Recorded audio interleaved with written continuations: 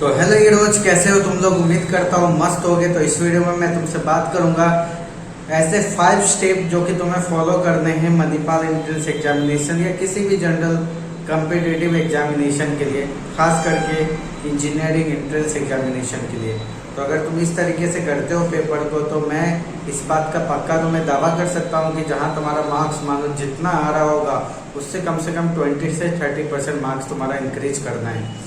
सबसे पहले जो पॉलिसी है वो हमें जो सबसे पहला चीज जो फॉलो करना है, EMH, इजी, मीडियम, हार्ड। जब तुम पेपर देने जाते हो, पेपर देने के समय तुम्हारे पास जो भी सब्जेक्ट होते हैं उन सभी सब्जेक्ट में एक सब्जेक्ट तुम्हारा सबसे अच्छा होता है जो कि तुम्हें इजी लगता है, एक सब्जेक्ट जो कि तुम्हारा ठीक ठाक होता है वो तुम्हें मीडियम लेवल का लगता है, और एक सब्जेक्ट जिसमें तुम थोड़े से वीक होते हो वो तुम्हें कहीं ना कहीं टफ लगता है। स्टूडेंट टू स्टूडेंट ये वैरी कर सकता है, अलग अलग हो सकता है, लेकिन तुम्हारे लिए जो तुम्हारा सबसे स्ट्रॉन्ग सब्जेक्ट है हमेशा उस सेक्शन को सबसे पहले करो।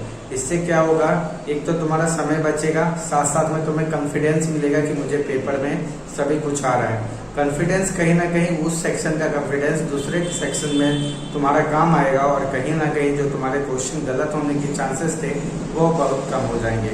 तो हमेशा इजी को सबसे पहले करना है जो तुम्हारे लिए इजी हो, ठीक है। अब जो दूसरा स्टेप तुम्हें फॉलो करना है, देखो मैंने पूरा तुम्हारे लिए लिख के रखा है और दिमाग लगा के एकदम बनाया है कि do not stick to one question, एक क्वेश्चन से चिपके नहीं रहना है। मानो तुम्हारे लिए वो इजी सेक्शन है, तुम्हारा फेवरेट सब्जेक्ट है, तुम्हारे लिए इजी सब्जेक्ट है, एक क्वेश्चन एक बार तुमने लगाया नहीं बना, दूसरी बार नहीं लगाया, दूसरी बार भी नहीं बना, उसको छोड़ दो। लेकिन रफ पेपर जो तुमने रखा है, रफ पेपर पे उसके लिए जगह छोड़ो वहीं पे, कि जब लास्ट में उस क्वेश्चन को करने आओ तो तुम देख लो कि अच्छा ये इस तरीके से तो मैंने किया था, आंसर नहीं आया, कुछ तीसरा अप्रोच लगाएंगे। नहीं तो अगर तुम उस सेक्शन को जैसे रफ शीट पे किया ना, सभी एकदम खिचड़ी बन जाती है। खिचड़ी बनने के बाद फिर से तुम उसी चीज को करोगे और फिर से क्या होगा पता चलेगा, अरे भाई ये तो मैंने पहले भी किया था, ऐसा हुआ नहीं था। तो उस सेक्शन का थोड़ा सा जगह रफ शीट पे ही छोड़ देना है, ताकि तुम्हें जब लास्ट टाइम समय में करो तुमको ये पता रहे कि ये तो हमने ऐसे किया था, ऐसे हुआ नहीं था, अभी दूसरे तरीका से करके देखना है। तो कहीं ना कहीं वो क्वेश्चन फिर से तुम्हारा लग जाएगा। थर्ड जो चीज है वो है कि तुम्हें मॉक टेस्ट अटेंड करना चाहिए। बहुत से इंजीनियरिंग एंट्रेंस एग्जामिनेशन होते हैं जिनका मॉक टेस्ट नहीं होता। मॉक टेस्ट कहने का मेरा मतलब है कि जैसा कि तुम्हें जाना है सेंटर पे, ऑफलाइन एग्जाम देना है, कंप्यूटर पे बैठ के देना है।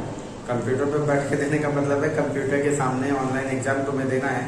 तो घर पे तुम्हारे लैपटॉप है आज के समय में, घर पे तुम्हारे आज के समय में डेस्कटॉप है, तो कम से कम उसके सामने में 15 से 20 मिनट एटलीस्ट बैठो, अपने आप को उस जैसा फील करवाओ कि मैं वहाँ सेंटर पे जाऊँगा, मुझे ऐसे ही पेपर लिखना है।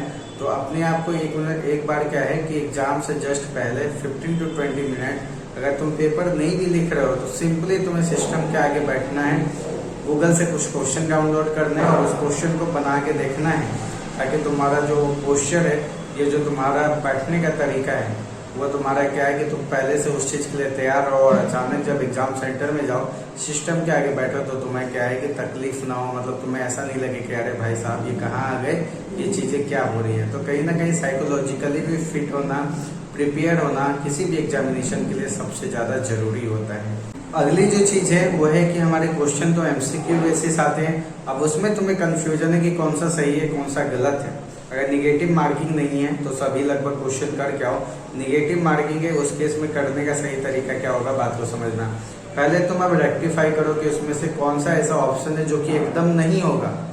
ऐसा तुम्हें उसमें जरूर मिल जाएगा, ऐसे 1-2 ऑप्शन मिल जाएंगे जो तुम्हें लगेगा कि ये आंसर तो इसका हो ही नहीं सकता है। 2 को तुमने हटा लिया, अब तुम्हारा कंफ्यूजन हुआ 50-50, क्या तो ये क्या तो ये। तो जहाँ 2 ऑप्शन तुमने तो हटा दिए ना, अब कंफ्यूजन तुम्हारा कम हो गया, अब 2 में से सिलेक्ट करना है। और मानो उसमें भी अगर ऑप्शन B और C होता है तो बहुत बार देखा गया है कि ऑप्शन B ही होता है, तो तुम ऐसे भी क्या है दिमाग लगा सकते हो। मतलब तुम गलत को हटा दो, सही वाले जो बचे उसके बीच में जो कंफ्यूजन है उसमें फिर सिलेक्शन करो। ये तुक्का है, लेकिन कहीं ना कहीं ये चीजें काम आती हैं। तो ये सभी चीजें तुम्हें फॉलो करनी है। ऐसे होने के लिए तो बहुत सी चीजें हैं, लेकिन अगर इतनी चीजें तुम सही तरीके से फॉलो कर लेते हो, चीजों पे काम कर लेते हो, तो तुम्हारा जो मार्क्स है 20 to 30% बूस्ट होगा। तो तुम्हारे जो भी एग्जाम आ रहे हैं उसके लिए ऑल द बेस्ट, और इन सभी स्टेप पे काम करना। अगर गाइडेंस, अगर मेरी जो बातें तुम्हें समझ में आई हो, पसंद आई हो, तो लाइक, शेयर और सब्सक्राइब करना चैनल को। साथ साथ अगर तुम पेड काउंसलिंग करवाना चाहते हो किसी भी इंजीनियरिंग एंट्रेंस एग्जामिनेशन के लिए, तो हमारी टीम से या मुझे इंस्टाग्राम पर मैसेज कर सकते हो, वहाँ तुम्हें एकदम फुल सपोर्ट मिलेगा। तो मिलते हैं नेक्स्ट वीडियो में, बाय बाय।